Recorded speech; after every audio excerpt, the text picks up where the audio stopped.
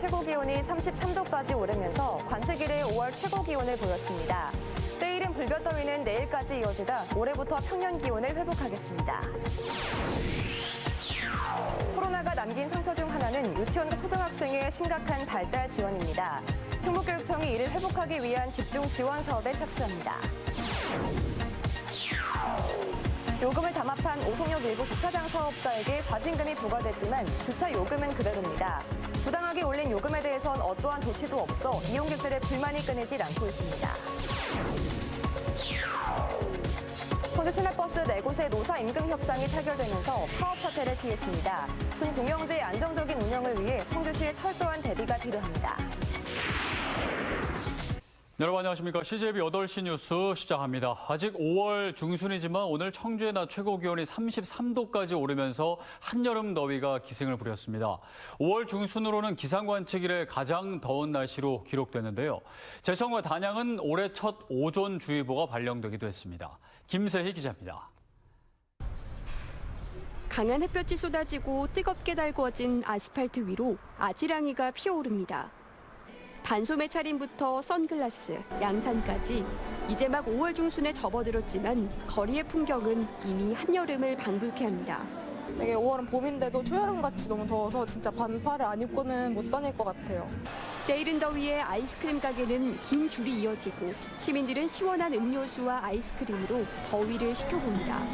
한여름같이 더워서 지금 시원한 음료수 마시면서 더위를 좀 달래고 있어요. 오늘 청주의 낮 최고 기온이 33.4도까지 올라 5월 중순으로는 기상관측 이래 가장 높은 기온을 기록했고 진천 32.8도, 옥천 32.7도 등 충북 대부분 지역이 30도를 웃돌며 올 들어 가장 높은 기온을 보였습니다. 이는 평년 기온보다 7도에서 8도가량 높은 수준인데 강한 일사에 따뜻한 남동풍까지 불어오면서 기온이 크게 오른 것으로 분석됩니다. 일본 남쪽 해상에 위치한 고기압의 영향으로 따뜻한 남서풍이 유입되고 맑은 날씨에 일사가 계속되면서 평년보다 높은 기온을 보이고 있습니다. 강한 햇볕에 오염물질이 반응하면서 제천과 단양 지역에는 올해 첫 오존주의보가 발령되기도 했습니다. 청주의 오존 농도도 0.110ppm을 기록하는 등 도내 대부분 지역의 오존 농도가 나쁨 수준을 보였습니다. 기상청은 내일까지 30도를 웃도는 무더운 날씨가 이어지다 모레부터는 예년 기온을 회복할 것으로 전망한 가운데 낮과 밤의 일교차가 20도 넘게 벌어지는 만큼 건강관리에 유의해달라고 당부했습니다. CJB 김세희입니다. 엔데믹이 선언됐지만 코로나는 우리에게 많은 상처를 남겼습니다. 그중 하나가 한창 언어를 습득하는 시기인 유치원과 초등학교 학생들의 심각한 발달 지연인데 충북교육청이 이를 회복하기 위한 집중 지원 사업에 착수합니다. 자세한 내용 진기훈 기자가 보도합니다. 코로나 이전과 이후 아이들의 발달 정도의 차이가 있는지 유치원과 초등학교 교사들에게 물었습니다. 유치원과 초등학교 1, 2학년 교사 대부분이 코로나 전과 후 학생 발달에 차이가 있다고 인식했는데 유아는 언어, 사회정서, 신체 순으로, 초등은 사회정서, 인지, 언어, 신체 순으로 발달이 지연되고 있다고 답했습니다. 여기에 코로나 이후 언어와 난독증, 심리정서 등의 치료비 지원을 받은 학생도 매년 빠르게 늘었습니다. 이에 충북교육청이 2024년까지를 아이성장 골든타임으로 선포하고 학령기 이전인 만 3세 아동부터 초등학교 2학년까지 발달 지연에 대한 집중 지원을 강화합니다. 기존 유치원 원아들의 발달 검사에 더해 초등학교 1, 2학년을 대상으로 언어와 사회성, 정서 발달을 진단하는 아이성장 관찰 리스트를 개발해 매년 3월을 아이성장 진단의 달로 운영합니다. 또 놀이 중심 학습이 이루어지는 유치원에서 교과 중심의 초등학교로 진학할 때 겪는 이질감을 줄이기 위해 놀이 학습과 유치원 때의 학습 지원이 이어지는 책임 학교와 책임 학급을 시범 도입하고 초등학교 1, 2학년을 놀이 학년제로 운영해 한글과 숫자 등을 놀이 수업으로 재구성합니다. 유치원에서 했던 그 지원의 내용이 초등학교까지 끊기지 않고 지원이 되도록 그것을 계속 연계해서 지원을 하는 것을 그 시범학교에서는 해보려고 합니다. 또 언어 발달 등 지원이 필요한 학생들의 1:1 학습 지원을 위한 학습 튜터 100명을 확대 지원합니다. 특히 발달 전문가 TF를 구성하고 초등학교 1, 2학년을 대상으로 전문기관과 연계한 초기 언어 치료비 지원도 확대합니다. 발달과에 맞는 조기 개입과 적극 지원으로 단계적 학생 성장의 발판을 견고히 다지겠습니다. 오는 9월부터 시범 실시되는 아이성장 골든타임 사업이 아동의 발달 결손을 회복할 수 있을지 주목됩니다. CJB 진기훈입니다. 초여름 날씨에도 도내 코로나19 유행이 계속되고 있습니다. 충청북도가 집계한 결과 어제 하루 신규 확진자는 560명으로 일주일 전보다 45명 증가했습니다. 주간 감염 재생산 지수는 1.11로 완만한 상승세를 보이고 있는 가운데 재택 치료자도 3,100명대를 유지하고 있습니다. 구제역 살처분 한우가 1,000마리를 넘어섰습니다. 충청북도 구제역 방역팀에 따르면 청주 6곳과 증평 1곳 등 도내 7개 한우 농가에서 구제역이 발생한 가운데 이들 농가에 1,128마리 한우가 살처분됐습니다. 방역당국은 방역대 내 임상검사를 통해 의심 농장을 확인하고 오는 19일까지 도내 전 지역 우제류 사용 농장에 긴급 백신 접종을 완료하기로 했습니다. 공정거래위원회는 지난달 이용요금을 담합해 인상한 오송역 일부 주차장 사업자들에게 과징금을 부과했는데요. 그런데 주차요금은 시정되지 않았습니다. 이용객들은 불만을 터뜨리고 있습니다.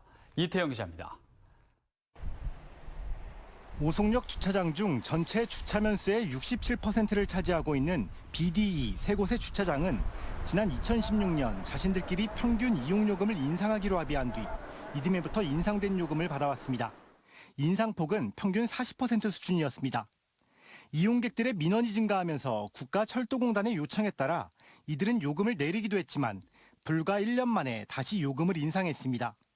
공정거래위원회는 이 과정에서 이들 주차장이 담합했던 사실을 확인하고 4년 8개월간의 담합 행위에 대해 지난달 2억 7,500만 원의 과징금을 부과하고 시정명령을 내렸습니다. 하지만 부당하게 올린 요금에 대해서는 어떠한 조치도 없었습니다. 아직까지는 할 권한은 없고 앞으로 이제 향후에 부당하게 경쟁을 제한하는 합의를 하지 말라 시정 명령을 하는 겁니다.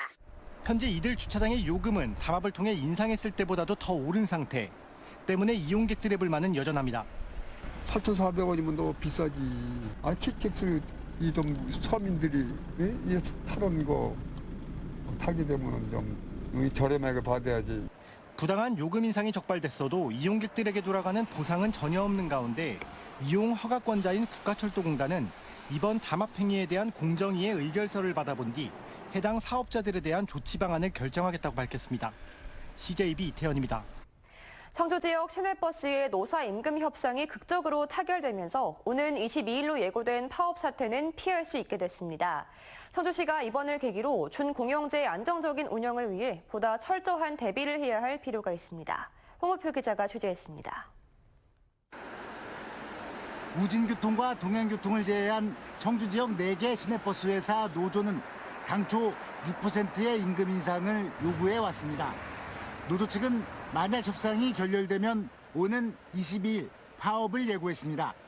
지방노동위원회의 중재를 거친 최종 임금 인상률은 3.5%로 결정이 됐는데 당초 청주시 측이 기대했던 공무원 임금 인상률 1.7% 선을 한참 웃도는 수준입니다.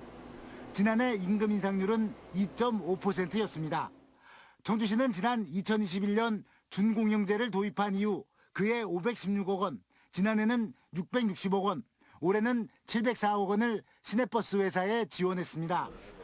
기름값 인상 등에 따라 지원액이 늘어났기 때문으로 임금 인상 등 경영 문제는 시내버스 회사가 자체 해결해야 할 문제라는 게 청주시의 공식 입장입니다. 시작할 당시에 그 협약서를 예를 들어서 인건비라든지 뭐 운영비라든지 구체적으로 협약서에 담아서 그 운영을 하고 있었기 때문에 저희가 되도록이면 협약서를 준수해서 운영할 수 있게끔 최선을 다할 것이고요. 하지만 지난 2019년 이후 시내버스 요금은 동결돼 있고 무료 환승, 정기권 확대 등을 통한 이용률 제고 조치, 여기에 시내버스 기사의 임금 인상 요인까지 겹치면서 준공영제의 안착에는 계속 경고등이 켜지고 있는 상태입니다. 지난 2006년 준공영제를 도입한 대구시를 보면 지난해만 2,500억 원을 지원했지만 적자 구조는 계속되고 있습니다. 준공영제 도입 이후 지원금은 해마다 늘고 승객은 대래 줄어드는 악순환에 빠지지 않기 위한 청주시의 대응책이 이번 파업 예고 사태를 계기로 시험대에 올랐습니다. CJEB 홍우표입니다. 개헌 국민연대가 최근 국회 정개특위의 선거제도 공론화와 관련해 국회가 특권을 포기하는 결단부터 해야 한다고 촉구했습니다.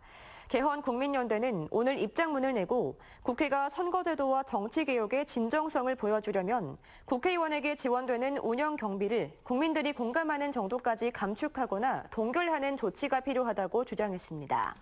또 비례대표를 최소 30석 이상 늘리고 지역균형, 권역별 비례대표제를 병행해 망국적인 수도권 초집중 현상을 해결하라고 요구했습니다. LH 충북지사가 침체된 지역경제 활성화를 위해 올해 토지와 주택사업 등 발주 물량의 상반기 조기 발주를 진행한다고 밝혔습니다. 충북지사의 올해 발주 물량은 모두 95건 4,100억 원 규모로 상반기 중 63%인 2,600억 원 이상을 발주할 예정입니다. LH 충북지사는 지역 내 중소기업과 여성기업, 장애인 생산품을 우선 구매해 동반 성장에도 기여할 방침이라고 밝혔습니다. 거동이 불편한 시어머니와 시력을 잃은 남편, 또 발달장애 아들, 눈 질환을 가진 딸까지 가족 전체를 돌보고 집안일을 모두 책임지는 효부가 있어 감동을 주고 있습니다. 하지만 기초생활수급자 혜택을 받지 못해 생활고에 시달리고 있어 안타까움을 더하고 있는데요. 어떤 사연이 있는지 박원 기자가 만나봤습니다. 32년 전 단양군의 한 시골 마을로 시집온 55살 김명희 씨의 하루는 잠시도 쉴 틈이 없습니다.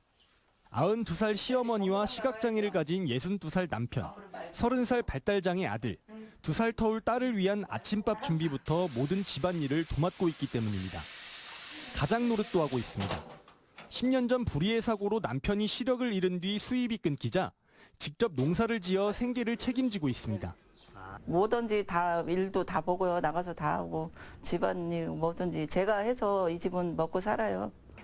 올해는 남의 땅 5,000제곱미터를 빌려 마늘과 고추 등 밭작물을 심었는데 이 소득과 매월 받는 장애인 연금 60만 원이 생활비의 전부입니다. 제 몸도 지금 허리도 많이 아프고 몸도 많이 아파서 생활하는 게 많이 힘들고. 갈수록 느는 약값도 걱정입니다. 아들마저 최근 당뇨가 생겼고 딸에게는 망막 색소 변성증이라는 질환이 발병해 치료비를 감당하기 어렵습니다. 게다가 남편이 유산으로 물려받은 공동명의 땅 때문에 기초생활수급자 혜택도 받지 못하고 있는 상황입니다. 진짜 대단하시지. 일 갔다가도 점심때 되면 또 어른들 점심 드리려고 12시만 되면 병원에 가서 물리치료도 못하고 와요. 요새 그런 사람 없을 것 같아요. 그나마 한 스님이 낮에 아들을 돌봐주고 시주받은 쌀까지 나눠주고 있어 위안이 되고 있습니다. 억청며느리 김명희 씨는 과거에도 시아버지의 병시중을 들어 효부상을 받았습니다. 단양군은 극한의 상황에서도 꿋꿋하게 가정을 지킨 김 씨의 성심을 비춰볼 때 상을 2번 줘도 과하지 않다며 올해의 효부상 수상자로 선정했습니다. CJEB 박원입니다. 진보당 충북도당이 내년 총선에서 청주 흥덕과 충주 선거구에서 후보를 내기로 했습니다. 진보당은 기자회견을 열고 기득권 보수 양당 체계를 넘어 새로운 대안정당으로의 도약을 위해 청주 흥덕 선거구에는 이명주 청주지역위원장이, 충주 선거구에는 김종현 충북도당 위원장이 출마한다고 밝혔습니다. 충주시의회 박상호 의원은 복지 사각지대에 놓인 경계선 지능인을 위한 조례 제정을 제안했습니다. 박 의원은 274회 임시회에서 IQ 71부터 84 사이에 놓인 경계선 지능인을 위해 충주시도 조례 제정 논의가 필요하다고 설명했습니다.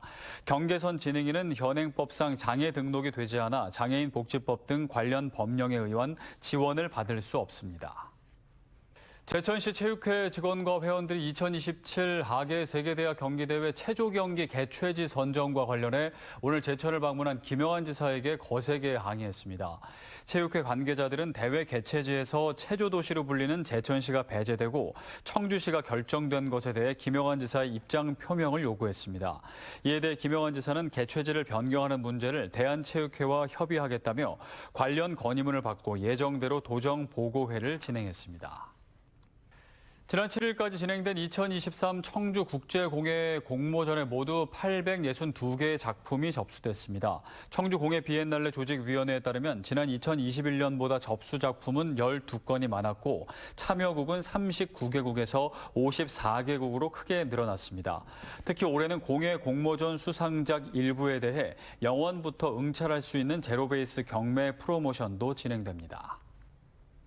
중국의 아마추어 사진작가 모임인 옥타프리즘의 회원 김유찬 개인전 화양연화삼 꽃이 되다가 청주시 한국공예관 갤러리 2회사에서 오는 21일까지 열립니다. 전시에선 연꽃과 목련이 가진 동양적 정서와 내면의 화려함을 꽃이 가장 아름다울 때를 일컫는 화양연화를 주제로 표현한 사진작품 31점을 만나볼 수 있습니다. 또 한국공예관 갤러리 2의 2에서는 나무를 소재로 한 옥타프리즘 작가 8명의 회원전도 개최됩니다.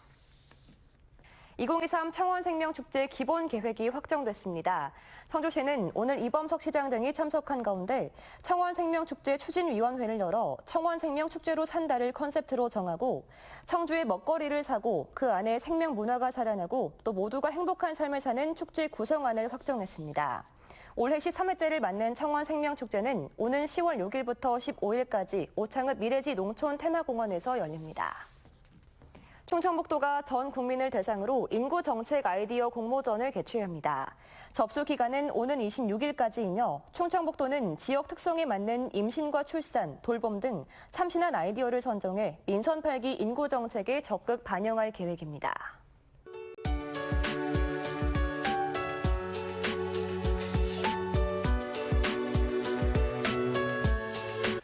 네, 코로나를 거치면서 우리 아이들이 학습과 건강, 정서, 사회성 발달 등 모든 면에서 지연됐다는 조사가 많습니다. 이런 가운데 충북교육청이 이 문제를 해결하기 위해 나섰는데요. 정확한 실태 파악으로 아이들이 맞춤형 지원을 받을 수 있도록 세심한 정책 추진이 필요해 보입니다. CJB 8시 뉴스를 모두 마칩니다. 함께해 주신 여러분 고맙습니다.